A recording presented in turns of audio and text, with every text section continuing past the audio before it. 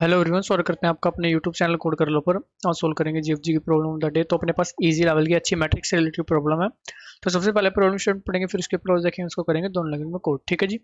तो problem statement में देखते हैं क्या कह रही है। गिवन टू सॉर्टेड मैट्रिक्स, ठीक है, matrix 1 matrix 2 and cross N size, ठीक है। Each matrix contains number arrange in strictly ascending order, ठीक है। मतलब क्या है कि डुप्लीकेसी नहीं होगी, ठीक है। 1 है तो यहाँ पर 1 नहीं पड़ा होगा, ठीक है। With each row sorted from left to right, जो रोज है वो sorted है left to right, and the last element of a row being smaller than the first element of the next row. मतलब हर एक तरीके से sorted है ये। ऐसे आप ट्रेवर्स करो, ठीक है। फिर जो ये 6 होगा ये sorted होगा 8 से, मतलब स्मॉल होगा 8 से, ठीक है। फिर ये भी, मतलब आप अगर सिंपल अपना मैट्रिक्स को ट्रेवर्स करोगे तो आपको हमेशा इंक्रीजिंग ऑर्डर ही मिलेगा। इस तरह से sorted है ये। You are given target value x, ठीक है। Your task is to find and count all pairs A B such that A is from matrix 1। मतलब एक एलिमेंट आपको मैट्रिक्स 1 में से और एक मैट्रिक्स 2 में से उठाना है, एंड आपको बताना है कि ए बी का सम अगर एक्स के इक्वल है तो उसको काउंट कर लेना है कि हाँ भाई एक पेयर मेरे पास ऐसा पड़ा है। ऐसे टोटल कितने पेयर है वो आपको रिटर्न करना है, ठीक है। अभी क्या करते हैं, इस वाले एग्जाम्पल को ना अपना व्हाइट बोर्ड की तरफ लेकर चलते हैं और वहीं पर समझेंगे कि भाई क्या कुछ चल रहा है सही, ठीक है। तो व्हाइट बोर्ड की तरफ अभी अपना हम चलते हैं। देखो जी, जो एग्जाम्पल है हमारे पास वो क्या है। एक्स है मेरे पास 21 और 3 क्रॉस 3 की 2 मैट्रिक्स हमारे पास गिवन है, ठीक है। वो क्या है जी, 1 5 6, 1 5 6 8 10 11, ठीक है। 15 16 18, 15 16 18, ठीक है। एक तो ये होगी जी। दूसरे अपने पास क्या है वो भी लिख लेते हैं। 2 4 7, 2 4 7, ठीक है। 9 10 12, 9 10 12। एक अपने पास 13 16 21, 13 16 21, ठीक है जी। 20, सॉरी 20, ठीक है। अपने पास दोनों मैट्रिक्स आ गए। अपने पास 21 जो वैल्यू पेयर सम होनी चाहिए वो हमारे पास आ गया। हमें आंसर बताना है कितना, ठीक है। एक अप्रोच जो सबसे पहले हमारे माइंड में आती है वो क्या है कि हम एक एलिमेंट को पिक करेंगे, उसके रिस्पेक्टिव दूसरी मैट्रिक्स पूरी ट्रेवर्स करेंगे, चेक करेंगे किस किस के साथ पेयर बनता है कि सम 21 आ जाए, ठीक है। जो भी बनता चलेगा उसको काउंट करते चलेंगे। तो देखो, एक पर्टिकुलर एलिमेंट के लिए आपने पूरी मैट्रिक्स को ट्रेवर्स किया। पूरी मैट्रिक्स का साइज पूरा टोटल कितना है, N square. Total number of elements इसके अंदर पड़े हैं, और यहाँ पर कितना नंबर ऑफ एलिमेंट पड़े हैं, एन स्क्वेयर। तो एन स्क्वेयर एलिमेंट के लिए आप एन स्क्वेयर टाइम्स आप ट्रेवर्स कर रहे होंगे, ठीक है। तो ओवरऑल जो आपकी टाइम कॉम्प्लेक्सिटी बनकर आएगी वो कितनी बनकर आएगी, एन रेज़ टू पावर 4, ठीक है। जो हमें नहीं चाहिए भाई, जो बहुत ही ज्यादा है, ठीक है। तो और क्या कर सकते हैं भाई, देखो वो काम जो अभी हमने डिस्कस किया वो काम हम कब कर सकते हैं, जब हमारे पास मैट्रिक्स सॉर्टेड ना हो, ठीक है, तब कर सकते हैं, बिल्कुल कर सकते हैं वो काम। लेकिन हमारे पास भाई किसी कारणवश यहाँ पर सॉर्टेड दी गई है मैट्रिक्स कि भाई आपको हर एक तरह से मैट्रिक्स जो है वो सॉर्टेड मिलेगी। उसका कोई कारण होगा, कारण क्या है वो समझते हैं। देखो, हमने 1 पिक किया, इधर से हम क्या लेते हैं 1 पे है, ठीक है, ठीक है। अब ये यहाँ की स्मॉलेस्ट जो वैल्यू है इस मैट्रिक्स की वो है, ठीक है। हम मैच करेंगे उसको ग्रेटेस्ट वैल्यू से, ठीक है, ताकि हम किसी एक पर्टिकुलर डायरेक्शन में मूव कर सके। अब वो कैसे मूव करेंगे भी देखो। आपने क्या करा, 1 और 21 को 1 और 20 को मैच किया, सम किया, आपने पाया कि हाँ भाई सम जो है मेरा एक्स के बराबर है। आपने अपना आंसर जो है वो 1 कर दिया, ठीक है, 0 से, कि मेरे को एक पेरा सा मिल चुका है। अब देखो, यहाँ पर कोई डुप्लीकेसी नहीं होगी, सिमिलरली यहाँ पर कोई डुप्लीकेसी नहीं होगी, ठीक है। अब देखो 1 का जो पेयर है 21 कब बन सकता है, जब वो 20 के साथ मिले। लेकिन 20 के साथ वो एक बार मिल चुका है, दूसरा उसको 20 नहीं मिलेगा, ठीक है। इसका मतलब 1 का आगे कोई काम नहीं बचेगा। सिमिलरली जो 20 है वो 21 कब बन सकता है, जब वो 1 के साथ मिले, तो इसको दूसरा 1 कोई और नहीं मिलेगा। इसका मतलब 20 और 1 दोनों का काम खत्म हो चुका है, ठीक है। दोनों से आप मूव कर जाओ, ठीक है। तो हम क्या करेंगे, अपना सिंपल दोनों से मूव कर जाएंगे। अब हम यहाँ पर इस एलिमेंट पर आ जाएंगे, यहाँ पर इस एलिमेंट पर आ जाएंगे, दोनों से मूव करके आपने पाया 16 और 5 फिर 21 हो गए। आंसर को आपने क्या कर दिया, आंसर को 2 कर दिया। अब 5 हमेशा 16 के साथ मिलकर 21 बनेगा, दूसरा 16 नहीं मिलेगा। सिमिलरली 16 को 5 नहीं मिलेगा दूसरा, ठीक है, क्योंकि अपना डुप्लीकेशन नहीं है इसके अंदर, ठीक है। स्ट्रिक्टली इंक्रीजिंग ऑर्डर अपने पास है। तो हम क्या करेंगे, इधर से भी एक मूव कर जाएंगे और इधर से भी एक मूव कर जाएंगे। 6 और 13, ठीक है, बात आती है 6 और 13 की अपनी। अब 6 और 13 अपने पास बना 19, हमें आंसर चाहिए 21। अब आप सोचो कि आप मूव किधर करोगे, आप इधर से यहाँ पर मूव करोगे या फिर आप यहाँ पर मूव करोगे, ठीक है। अब देखो आपका आंसर जो आ रहा है वो 21 से लेस आ रहा है, 19 आ रहा है जो 21 से लेस आ रहा है, लेस आ रहा है, इसका मतलब आपको अपने आंसर की तरफ और जाना है, तो आपको अपना जो टोटल है वो बढ़ाना होगा। अब आप अगर 13 से 12 की तरफ आओगे तो आपका टोटल घटेगा, बढ़ेगा नहीं, ठीक है। तो आपको सिंपल 6 से 8 की तरफ आना है, ठीक है। यहाँ पर आप 13 पर ही रहोगे, यहाँ पर आप आ जाओगे 8 पर, बिल्कुल सिंपल। 13 प्लस 8 आपको हो जाएगा 21, आंसर आपका कितना हो जाएगा 3, ठीक है। आंसर 3 हुआ, 13 को 8 नहीं मिलेगा, दोबारा 8 को 13 नहीं मिलेगा, दोनों से आगे मूव करें, यहाँ से यहाँ, यहाँ से यहाँ। 10 12 कितना हुआ 22, 22 इज ग्रेटर देन 21, ग्रेटर है, इसका मतलब आपको अपने आंसर को लेस करना है।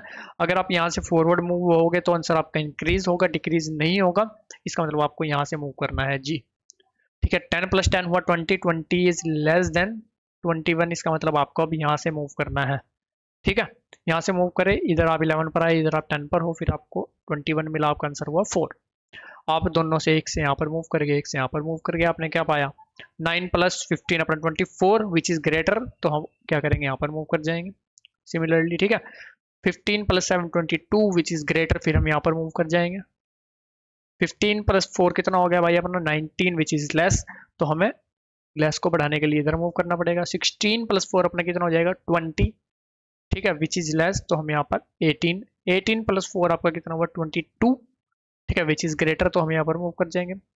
18 + 2 कितना हुआ भाई 20, which is less than 21, less than है तो हमें इंक्रीज करना, हम इधर मूव करेंगे, जैसे हम इधर मूव करेंगे हम आउट ऑफ बाउंड आ जाएंगे, आउट ऑफ बाउंड आए तो बात खत्म, मामला खत्म, सिंपल, जो अभी तक आंसर बना उसको रिटर्न कर देंगे। तो इस तरह से जो अपना है वो ऑप्टिमाइज्ड अप्रोच अपनी यूज हो रही होगी, ठीक है, इस तरह से अपना आंसर होगा। अब आप अगर ध्यान से देखो, सिर्फ एक बार इस मैट्रिक्स को ट्रेवर्स किया है, किसी एलिमेंट को मल्टीपल टाइम ट्रेवर्स नहीं किया है। सिमिलरली एक बार इस मैट्रिक्स को ट्रेवर्स किया है, इसका साइज n स्क्वायर, इसका size n square, total number of elements which you have visited is max to max 2 × n square, ठीक है। इससे ज़्यादा अपना टाइम नहीं लग रहा होगा, 2 इज अ कांस्टेंट। तो सिंपल जो अपना टाइम कॉम्प्लेक्सिटी बनकर आ रही होगी वो क्या बनकर आ रही होगी ऑफ n स्क्वायर, ठीक है। स्पेस को यूज कर रहे होंगे जी, नहीं, स्पेस आ रहा होगा ऑफ n। तो सिंपल ये अप्रोच यूज करेंगे, मतलब एक जो एलिमेंट, एक जो हमारा पॉइंटर होगा वो यहाँ पर पॉइंट कर रहा होगा फर्स्ट एलिमेंट पर पहली मैट्रिक्स के, दूसरा लास्ट एलिमेंट पर दूसरी मैट्रिक्स के, और अगर हमें इक्वल मिलता है, इक्वल इक्वल x मिलता है हमें अपना जो सम है, तो हमें दोनों से फर्स्ट वाली से आगे और सेकंड वाली से पीछे मूव कर जाना है। अगर लेस देन मिलता है तो हमें क्या करना है भाई, मतलब आंसर को बढ़ाना है ना आपने, तो बढ़ाना है तो फर्स्ट वाली से आगे मूव करेंगे, ठीक है, क्योंकि वो इंक्रीजिंग ऑर्डर में हम उसके रिस्पेक्टिव में चल रहे हैं। अगर ग्रेटर देन मिलता है तो इससे घटाते हुए चलेंगे, ठीक है। तो सिंपल ये काम कर रहे होंगे जी। अभी चलते हैं अपना, करते हैं इसको C++ में सबसे पहले कोड, ठीक है जी। अभी क्या करते हैं अपना, हमें देखो अब फर्स्ट एक मैट्रिक्स है, सेकंड एक मैट्रिक्स है, तो i और j एक फर्स्ट के लिए होगा और एक सेकंड के लिए होगा, ठीक है। तो हम सिंपल क्या करेंगे, इंट i = 0, j = 0, ये एक पॉइंट कर रहा होगा फर्स्ट के फर्स्ट एलिमेंट पर, ठीक है, और एक k = हम क्या ले लेंगे n-1, और एक l ले लेंगे = n-1, ये कर रहा होगा लास्ट एलिमेंट पर सेकंड मैट्रिक्स के पॉइंट, बिल्कुल सिंपल, ठीक है। जब तक हमारा i n से एंड j <n से एंड k > है 0, क्योंकि k वाला तो मेरे 0 की तरफ जाएगा, i और j वाले मेरे कहाँ आएंगे, लास्ट की तरफ आएंगे, ठीक है। एंड l इज > 0, जब तक हम आउट ऑफ बाउंड नहीं होते, ठीक है। इफ, अब देखो जी, इफ मैट्रिक्स 1 के i और j पर जो एलिमेंट पड़ा है प्लस मैट्रिक्स 2 के k और l पर जो एलिमेंट पड़ा है इक्वल इक्वल हो जाता है x, तो मैंने आपको क्या कहा, दोनों से मूव करो, ठीक है, दोनों से मूव करो। अभी क्या करते हैं, एक और काम हमें जो करना है वो हम उसके लिए ना क्या करते हैं, एक पेज पर चलते हैं अपना, हम यहाँ पर ना कुछ भी लिख लेते हैं, ठीक है, वही मैट्रिक्स नहीं लिख रहे हैं हम, कुछ भी लिख रहे हैं, ठीक है, x पा लेते हैं यहाँ पे सारी जगह ना, ठीक है। एग्जाम्पल तो आपको समझ में आ गया। अभी आपको कुछ और चीज समझानी है थोड़ी सी, ठीक है। अभी हमें एक पॉइंट हमारा यहाँ पर है, एक पॉइंट हमारा यहाँ पर है, हमने पाया कि दोनों का सम अगर इक्वल है, ठीक है, इक्वल है, तो आपको एक यहाँ पर खिसकना है और एक यहाँ पर खिसकना है, ठीक है। अब देखो मेरी बात सुनो, आप यहाँ पर भी हो सकते हो किसी पॉइंट पे, तो आप यहाँ पर नहीं खिसक सकते, यहाँ पर कोई एलिमेंट नहीं है, तो आपको कहाँ पर मूव करना है, यहाँ पर, ठीक है। इसका मतलब इस केस में आपको रो कम करनी होगी। सिमिलरली अगर आप यहाँ पर हो, आपको नेक्स्ट एलिमेंट पर जाना है, तो आपको यहाँ पर इस वाली रो पर आना होगा, इसका मतलब आपको रो बढ़ानी होगी, तो आपको वहाँ पर कंडीशन डालनी होगी कि आप हो कहाँ पर भाई, ठीक है। अगर देखो यहाँ पर सिंपल आपका क्या होगा, कॉलम माइनस माइनस, यहाँ पर सिंपल आपका क्या होगा, कॉलम प्लस प्लस, ठीक है, मतलब यहाँ पर j++ होगा, और यहाँ पर कॉलम L माइनस माइनस होगा सिंपल केस में, ठीक है। अगर आप यहाँ पर और यहाँ पर नहीं बैठे हो, ठीक है, अगर आप यहाँ पर बैठे हो, इसका मतलब ये क्या इंडिकेट करता है कि अगर आपका J इक्वल इक्वल है क्या N माइनस वन, तो आपको क्या करना है, J को तो जीरो सेट कर देना है, J को तो जीरो सेट कर देना है, और I को प्लस प्लस कर देना है, रो को एक प्लस कर देना है। सिमिलरली ये क्या इंडिकेट करेगा, अगर आपका L इक्वल इक्वल है जीरो, तो आपको L को तो N माइनस वन सेट कर देना है, एंड K को एक माइनस माइनस कर देना है, ठीक है। तो ये चीज़ वहाँ पर जाकर लिख लेते हैं। चलो जी, अब देखो यहाँ पर हम आए, अब हमें दोनों को, एक को आगे बढ़ाना है, एक को पीछे करना है। If J equal equal N minus one होता है, तो हमें सिंपल क्या करना है, J को जीरो सेट कर देना है, I को प्लस प्लस कर देना है, एल्स सिंपल J को प्लस प्लस कर देना है, ठीक है। एक वाला तो आगे बढ़ा, मैट्रिक्स वन वाला, मैट्रिक्स टू वाले को पीछे करना है। If L equal equal zero है, तो हमें क्या कर देना है, L को सेट कर देना है N माइनस वन, K को सिंपल माइनस माइनस, ठीक है। एल्स एल्स में सिंपल क्या करना है, L को माइनस माइनस करना है, अगर हमारे पास वो वाली कंडीशन नहीं है, ठीक है, हम उसी रो में घूम रहे हैं, ठीक है। दूसरा केस क्या आता है कि भाई ये इक्वल तो है नहीं, मतलब इक्वल नहीं है, तो या तो ग्रेटर होगा या लेस होगा, भाई दो ही चीजें हो सकती है फिर तो, है ना। अगर ग्रेटर हुआ तो हमें क्या करना है भाई, इसको और थोड़ा क्लोज लेके जाना है, थोड़ा कम करना है भाई, इसको सम को कम करना है। इसका मतलब मैट्रिक्स 7 से हमें भाई इधर मूव करना है, इधर मूव करना है, ठीक है। मैट्रिक्स 2 से तो वो काम हम किसमें कर रहे हैं, इसमें कर रहे हैं भाई, इधर मूव करने का, ठीक है। इधर मूव हो गया, बिल्कुल सिंपल, ये वो ऊपर वाला कोड यूज हो जाएगा आपका, ठीक है। वरना स्मॉल भी नहीं है, ग्रेटर भी नहीं है, इक्वल भी नहीं है भाई, इसका मतलब तो लेस है, लेस है तो 1 से मूव कर जाएंगे, बिल्कुल सिंपल, ठीक है। ये यहाँ पर वो अपना पेस्ट, एक अपना आंसर वेरिएबल भी ले लेते हैं, ठीक है। अगर इक्वल मिलता है तो उस केस में हमें आंसर प्लस प्लस भी करना है, ठीक है। और अभी तो हमने ऐसा कोड लिखा है, आप इसमें एडजस्टमेंट भी कर सकते हो, कैसे, देखो मैं नहीं कर रहा हूँ लेकिन आप कर सकते हो, अगर आप और थोड़ा सा मतलब छोटा करना चाहते हो, कॉम्पैक्ट करना चाहते हो कोड को, कैसे कर सकते हो, देखो यहाँ पर जो ग्रेटर देन वाला है उसमें एक ये चीज़ यूज़ हो रही है ना, जो यहाँ पर अगर आप देखो तो ये सिमिलर है ना। आप ग्रेटर देन और इक्वल के लिए एक केस बना सकते हो, सिर्फ एक ही केस बना सकते हो, उसमें अंदर यहाँ पर इफ लगा दो कि ये वाला जो केस है वो, अब देखो ये वाला जो केस है ये दोनों के केस में चलेगा, ग्रेटर में भी और इक्वल में भी, ठीक है। तो इस वाले को आप कंडीशन दे सकते हो कि जब इक्वल है तभी चले, और ग्रेटर या इक्वल है तो ये तो चलना ही चाहिए, तो ये वाली आपकी एल्स इफ खत्म हो जाएगी, सिर्फ एक आपकी ये एल्स बचेगी, ठीक है। तो उस तरह से आप कर सकते हो, कोई दिक्कत वाली बात नहीं अपने को, ठीक है। ये भी सही है, कोई सी दिक्कत परेशानी वाली बात नहीं है इसमें, एडजस्टमेंट कर सकते हो आप, वो कोई दिक्कत नहीं है उसमें, ठीक है। ये भी एक बार चला के देखते हैं इसको ना, अरे रिटर्न आंसर तो किया नहीं यार हमने, चला कर देख रहे हैं, और अभी करते हैं रिटर्न आंसर, ठीक है जी।